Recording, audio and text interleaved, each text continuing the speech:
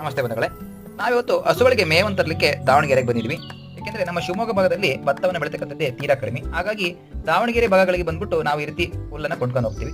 ಮುಂಚೆಲ್ಲ ಈ ರೀತಿ ಪುಡಿ ಹುಲ್ಲನ್ನ ಟ್ರ್ಯಾಕ್ಟರ್ಗಳಲ್ಲಿ ಏರ್ಕೊಂಡ್ಬಂದು ಬಣವೆ ಹಾಕೊಂತಿದ್ವಿ. ಈ ರೀತಿ ಬಣವೆ ಹಾಕ್ಲಿಕ್ಕೆ ಸ್ವಲ್ಪ ಲೇಬರ್ಸ್ಗಳು ಜಾಸ್ತಿ ಬೇಕಾಗಿತ್ತು ಮತ್ತು ಅನುಭವ ಇರತಕ್ಕಂಥವ್ರು ಬೇಕಾಗಿತ್ತು. ಬಟ್ ಈಗ ಲೇಬರ್ಸ್ಗಳು ಸಿಗ್ತಾ ಇಲ್ಲ, ಮತ್ತೆ ಆ ರೀತಿ ಒಳ್ಳೆ ಕೌಶಲ್ಯ ಇರತಕ್ಕಂಥ ವ್ಯಕ್ತಿಗಳು ಇಲ್ಲ. ಹಾಗಾಗಿ ಟ್ರ್ಯಾಕ್ಟರ್ಗಳಲ್ಲಿ ಈ ರೀತಿ ಪೆಂಡಿಯನ್ನು ಕಟ್ಟಿಸ್ಕೊಂಡು ಶೆಡ್ಗಳಲ್ಲಿ ತಂದು ಇಡತಕ್ಕಂಥ ಕಾರ್ಯವನ್ನು ಮಾಡ್ತೀವಿ.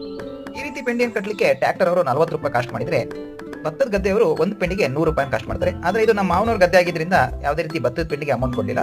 ಕೇವಲ ಟ್ರ್ಯಾಕ್ಟರ್ ಕಟ್ಟದವನಿಗೆ 40 ರೂಪಾಯಿ ಕೊಟ್ಬಿಟ್ಟು ಬಂದ್ವಿ. ಸಾಂಪ್ರದಾಯಿಕ ಕೃಷಿ ಮಾಡಲು ಲೇಬರ್ಸ್ಗಳ ತುಂಬಾ ಅವಶ್ಯಕತೆ ಇದೆ.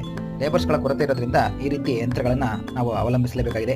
ಈ ರೀತಿ ಯಂತ್ರ ಕಟ್ಟಿದ ಎಲ್ಲಾ ಪಿಂಡಿಗಳನ್ನ ನಾವು ಆಟೋಗೆ ಲೋಡ್ ಮಾಡ್ಕೊಂಡು ನಿಧಾನಕ್ಕೆ ನಮ್ಮ ಊರು ಶಿವಮೊಗ್ಗದ ಕಡೆ ಬಂದ್ವಿ. ಧನ್ಯವಾದಗಳು.